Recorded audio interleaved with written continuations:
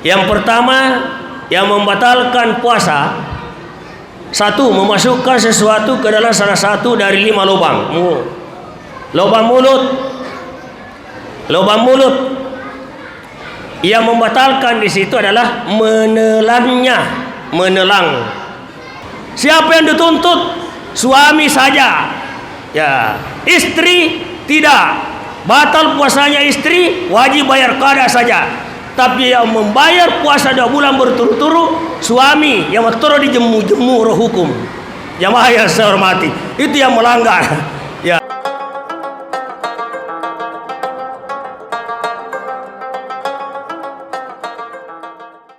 Bismillahirrahmanirrahim. Assalamualaikum warahmatullahi wabarakatuh.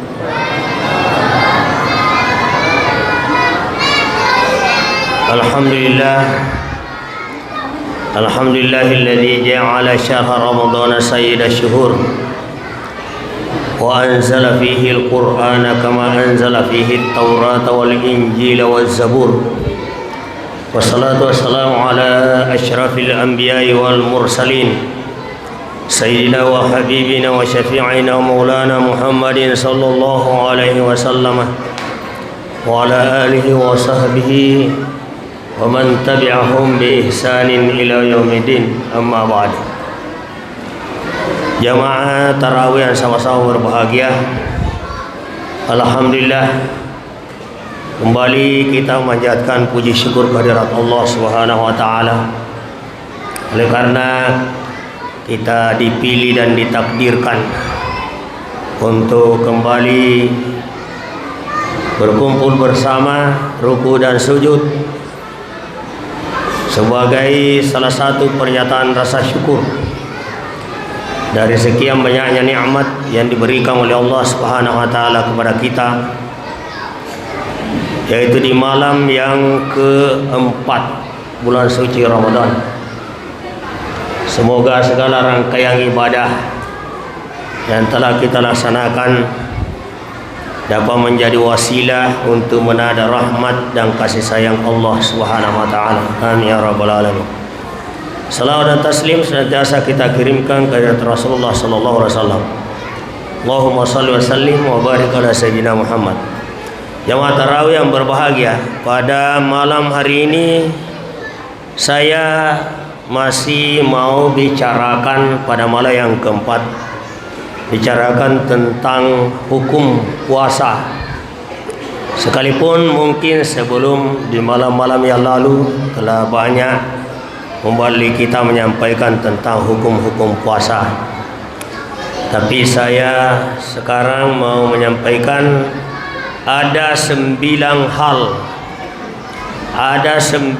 hal yang membatalkan puasa.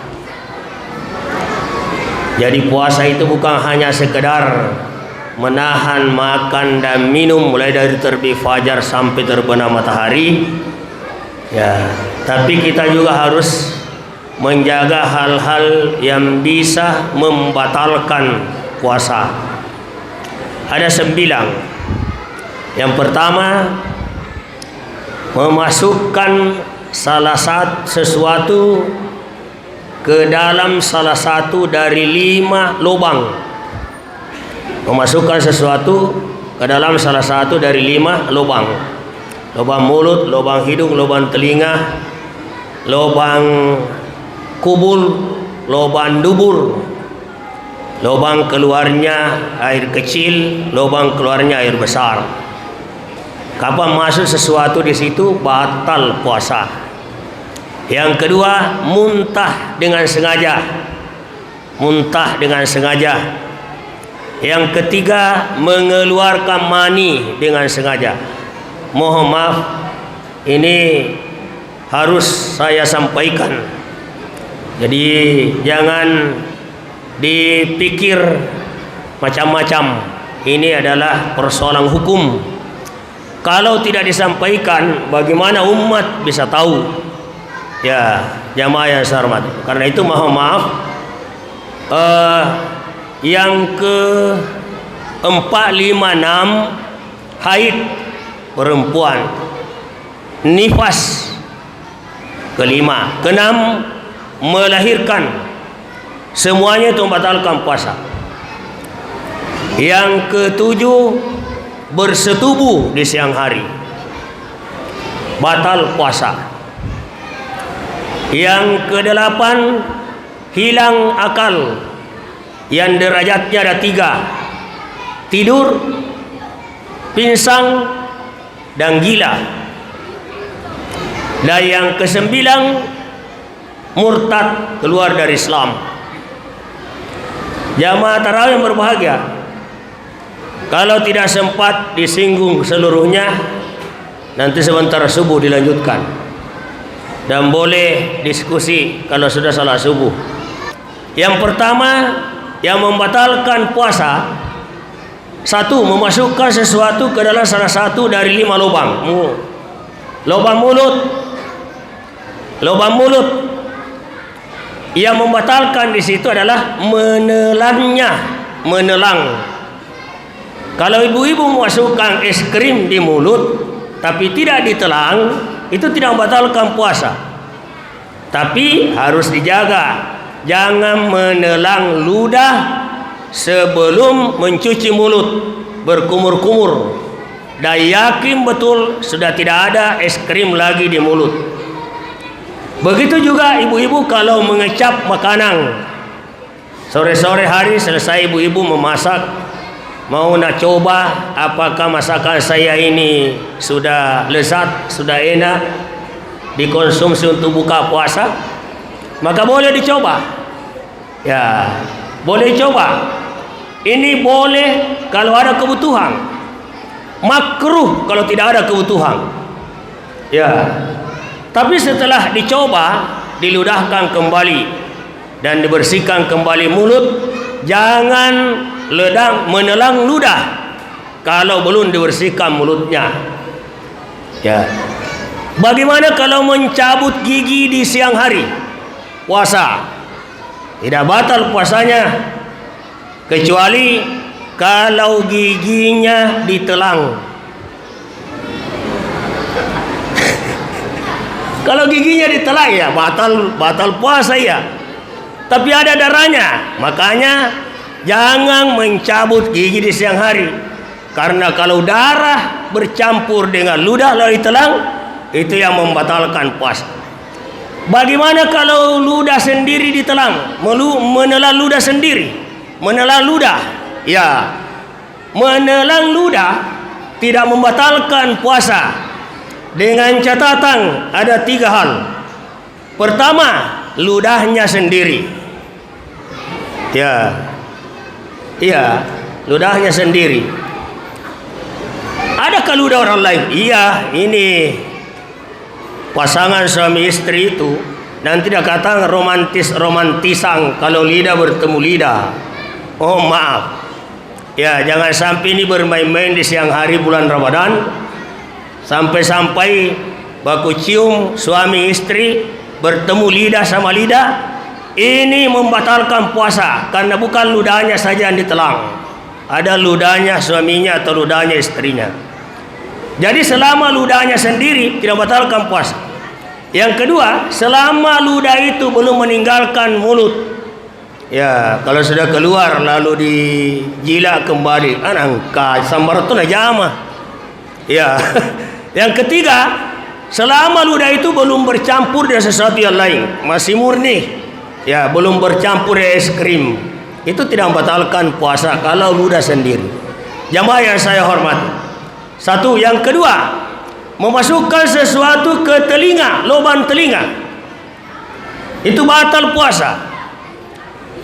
Oleh karena itu, kalau telinga gatal disebabkan banyak tai telinga mungkin, ini yang berlaku hanya sampai kelingking saja di sini. Kapan pakai korek-korek telinga, batal puasa. Ya, jaga puasa tak, batal puasa. Ambil korek-korek, lalu itu namanya masukkan sesuatu ke salah satu dari 5 lubang. Bagaimana yang masukkan sesuatu ke dalam salah satu dari 5 lubang? Kalau bukan mengambil korek telinga baru dikorek masuk di sini. Ya, jamaah yang saya hormati. Jadi jangan kalau gatal sampai sebatas sini saja. Kelingking itu adalah telinga dalam paling di luar. Setelah itu, itulah mulai dari telinga bagian dalam masuk bagian dalam, itulah yang membatalkan puasa. Hidung beristinsyak ketika kita berwudu, lalu airnya langsung lompat masuk ke dalam, tembus di tenggorokan, ya otomatis membatalkan puasa. Jamaah yang saya hormati. Yang ketiga, yang keempat, bagi ibu-ibu dan perempuan, mohon maaf terpaksa saya sampaikan, kalau buang air kecil, ya hati-hati. Kata ulama kita, kalau kita buang air kecil, utamanya ibu-ibu, itu batinnya jari-jari nih digosokkan di sini. Jangan sampai belok sedikit. Kalau belok sedikit batal puasa. Ya, saya sampaikan. Jadi batinnya jari-jari. Ya, sekeras mungkin. Artinya sekeras mungkin dilengkungkan batinnya jari-jari begini, supaya bisa menghapus. Yakin bahwa suci, Allah Maha Suci mensucikan kita. Yakin. Jangan zon, jangan syak, jangan wahm. Karena 4 tingkatannya: wahm, syak, zon, dan yakin. Ya, harus yakin 100%, tidak ada yang tinggal. Begitu juga kalau beristinja. Biasa kita kalau beristinja sesudah buang air besar, kan nanti dirasa puas dalam hati kalau masuk ini, masuk di dubur. Tapi ketika kita berpuasa, kapan dimasukkan ini, itu artinya memasukkan sesuatu ke dalam salah satu dari 5 lubang. Masuk ini. Ini juga membatalkan puasa. Begitu penjelasan ulama fuqaha, khususnya ulama Syafi'iyah, tentang menjaga puasa agar tidak batal. Karena semua ibadah ini ada ilmunya, jamaah yang saya hormati. Tidak asal dilaksanakan, ada ilmunya. Karena itu kalau diketahui ilmunya, ibadah itu tidak akan rumit dilaksanakan. Hanya kita mau bersifat hati-hati saja. Ini yang pertama. Yang kedua, muntah. Berapa menit? Muntah. Ya, muntah dengan sengaja. Ya, ada orang muntah dengan sengaja. Siapa tahu ada mau betah-betah, nakal, nakore tenggorokannya akhirnya muntah. Itu batal puasanya. Ya, bagaimana kalau bersendawa? Tidak membatalkan puasa selama tidak muntah. Kalau sakit bagaimana? Dia muntah. Ya, tidak membatalkan puasa dengan catatan bahwa sebelum menelan ludah bersihkan dulu muntah yang ada di mulut. Ya, kumur-kumur dulu, buang. Baru yakin ya tidak ada lagi muntah, sisa-sisa muntah di mulut. Itu kalau sakit. Karena orang sakit terkadang kan muntah dan itu tidak bisa ditahan. Dan ketika muntah, maka jangan nelang ludah dulu sebelum berkumur-kumur, membersihkan mulutnya. Yakin sudah tidak ada lagi muntah, lalu bisa menelan mulut. Sah puasanya. Jamaah yang dimuliakan oleh Allah Subhanahu wa taala. Jadi muntah dengan sengaja. Kemudian yang keempat, ya, yang ketiga. Yang ketiga adalah mengeluarkan mani dengan sengaja. Apakah dia berhubungan atau tidak, dia sengaja mengeluarkan mani, maka batal puasanya. Ya, karena ada juga keluar mani tapi tidak sengaja. Orang yang mimpi di siang hari itu tidak membatalkan puasa.